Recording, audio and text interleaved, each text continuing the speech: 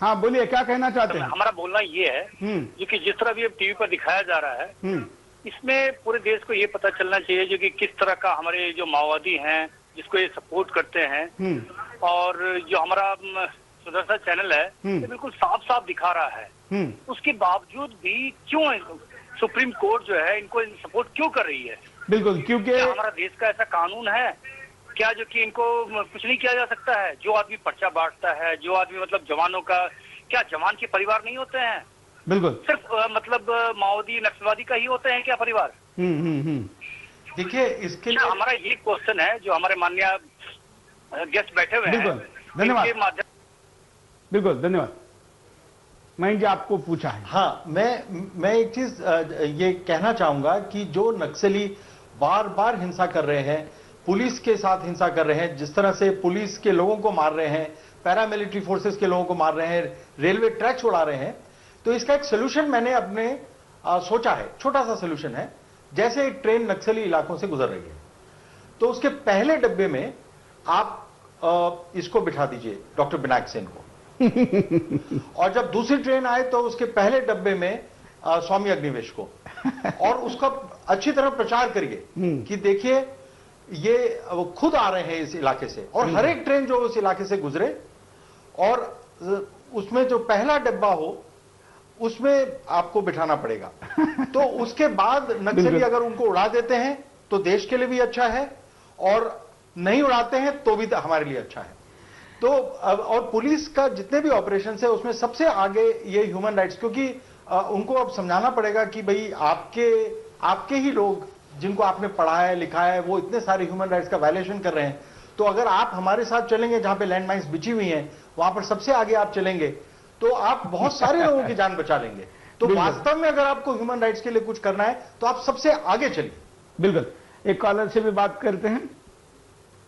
Hello, हम एक collar से बात करेंगे साथ साथ। हेलो, नमस्कार। हाँ नमस्कार सर, बोलिए, क्या कहना चाहते हैं?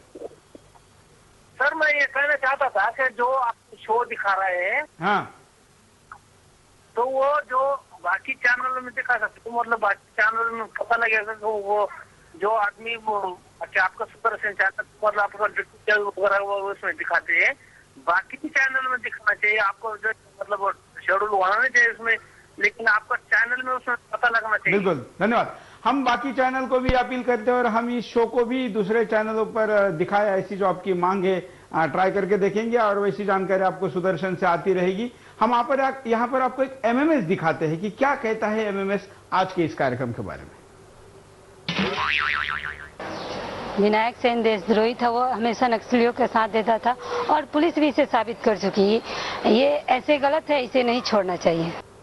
देश के आम आदमी अपनी प्रतिक्रिया दे रहे, खुद नाम बताकर फोन कर रहे, नाम के साथ नंबर के साथ एसएमएस कर रहे और मोबाइल पे भी एमएमएस भेज के बता रहे। देश का कोर, देश को चलाने वाले राजनेता, इनके समर्थक सब देख रहे होंगे और तथाकथित मीडिया भी जो इनका समर्थक है। देश की जनता क्या कह रही है आज के कॉलर को देखते हुए, तो यही बात सामने आ रही है। एक और कॉलर से बात करते हैं, देखते क्या कहना चाहते हैं। नमस्कार। हाँ बोलिए। हाँ जी, जो आपने आज मुद्दा उठाया है ये बहुत ही अच्छी बात है कि आपने मतलब इस बात को दूसरे पक्ष को भी रखा है इस दुनिया के सामने। हाँ। अभी तक मैंने जितनी बात भी न्यूज़पेपर्स में, टीवीज में, मीडिया में मतलब जो भी पढ़ा है या देखा है, वो सभी कुछ विनायक सेन जी के इनके बारे में अच्छी बातें दी गई हैं, लेकिन जिस तरीके से आपने इनको आज रखा है वो काफी आई ओपनिंग है। मतलब आपने आज तक इनकी सच्चाई सुदर्शन छोड़ के कहीं भी नहीं देखी ना पड़ी है।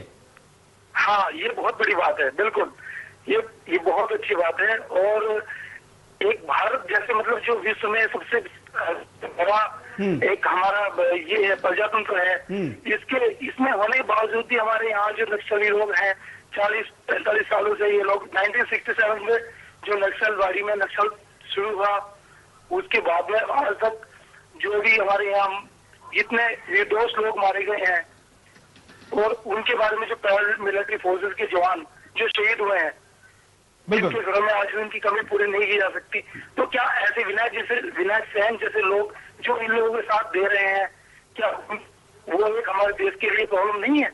बिल्कुल प्रॉब्लम है और इसीलिए आज का कार्यक्रम हो रहा है। धन्यवाद।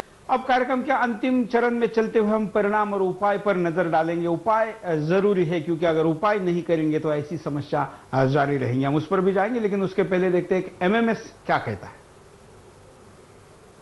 आप भी एमएमएस भेज सकते हैं, अपने मोबाइल में जाइए, रिकॉर्ड कर। सरकार के लिए एक मजबूरी बन गई है विनायक सेन को सुप्रीम कोर्ट द्वारा रिहा करना। क्या देशद्रोह के दायरे में नहीं आता? उन्होंने जिस तरह से उनके पास नक्सली साहित्य पाया गया, क्या इसी बेस पे उनको रिहा किया गया?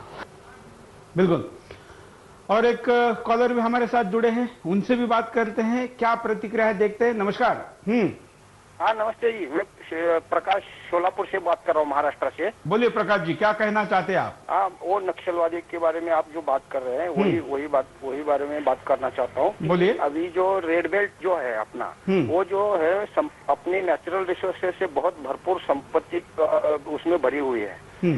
तो वो जो अगर आपने उत्खनन करके अगर उसमें हम डेवलप किया तो वो डेवलपमेंट भारत का हो जाएगा, और वो लोग वही नहीं चाहते हैं। और दूसरी बात है कि ये जो नोबेल पुरस्कार प्राप्त जो लोग हैं वो उनकी साफ सुथरी अंग्रेजी से हमारे जो बुद्धिवादी लोग हैं वो भड़क जाते हैं। और वो नोबेल पुरस्कार वाले के जो लोग हैं उनकी सोच पर हमको प्रश्न चिन्ह उत्पन्न होता है मन में। बिल्कुल। तो ये दो बातें मुझे कहनी थी। बिल्कुल, धन्यवाद। बहुत अच्छी बात आपने कही, हम इसको आगे भी लेंगे।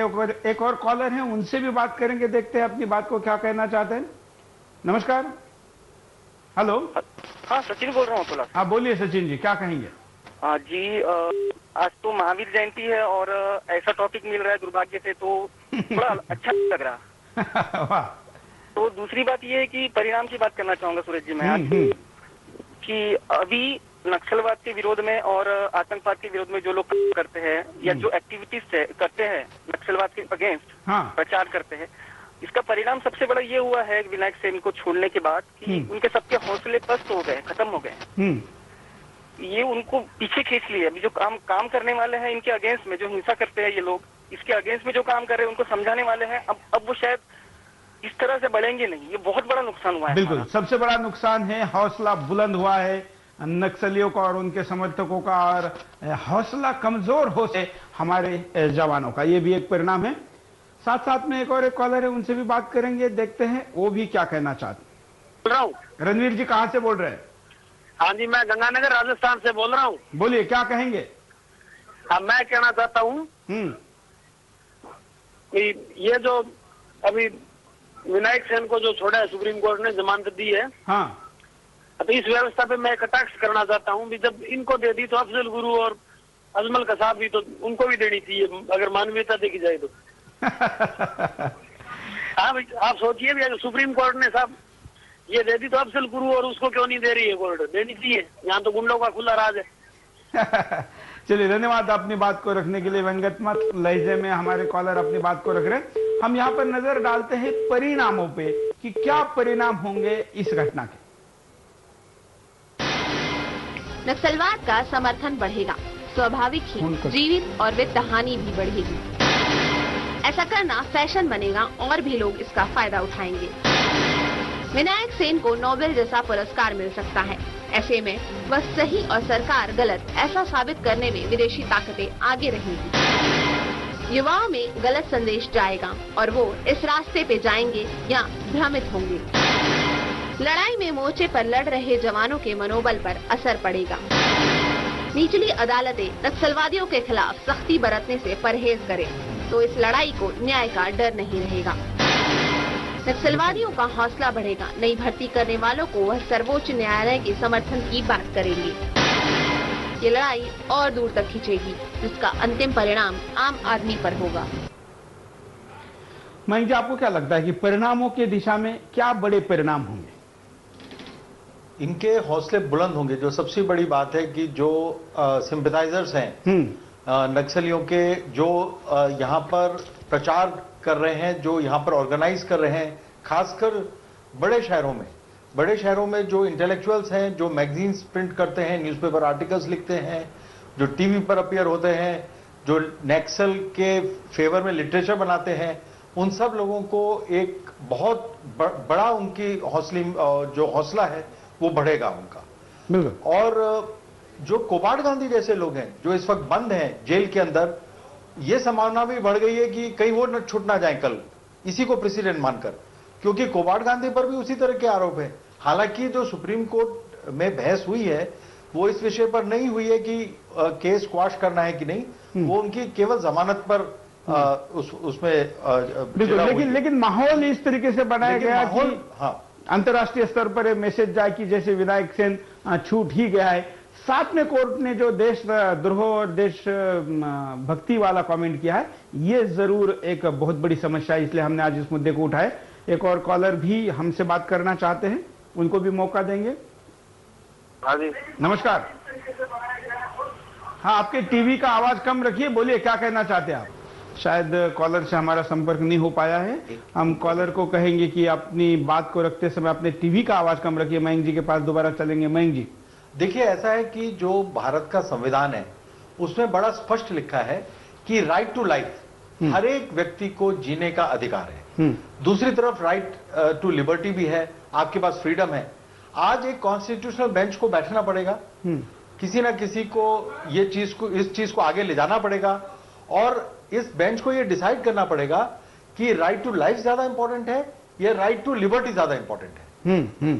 क्योंकि जो लोग मर रहे हैं नक्सलियों की वजह से, और जो लोग लिबरलिज्म या फ्रीडम के नाम पर, आजादी के नाम पर, स्वच्छंदता के नाम पर जो प्रचार कर रहे हैं और जो उकसा रहे हैं लोगों को, नक्सली कार्यकर्ताओं को ऐसे कत्ल करने के लिए और एक खूनी क्रांति करने के लिए, आज ये समय आ गया है कि ये डिसाइड किया जाए कि अब राइट टू लाइफ भी बहुत इंपॉर्टेंट है, ज्यादा इंपॉर्टेंट। हाँ, ज्यादा इंपॉर्टेंट है। और राइट टू लिबर्टी, अब हमने देख लिया है कि वेस्ट में अब बार बार ये बात उठ रही है कि मल्टीकल्चरलिज्म फेल हो रहा है, लिबरल थॉट फेल हो रहा है, उनके देश में अन्य देशों के लोग घुस गए हैं और उनके हाथ से अब जो कंट्रोल है, जिस तरह से वो चाहते हैं एक फ्री सोसाइटी में वो जीना चाहते हैं, वो नहीं जी पा रहे हैं क्योंकि वो लिबरल जो इंटेलेक्चुअल्स थे उन्होंने अपने देश को बर्बाद कर दिया। बिल्कुल। तो आज यूरोप में मल्टीकल्चरलिज्म को लेकर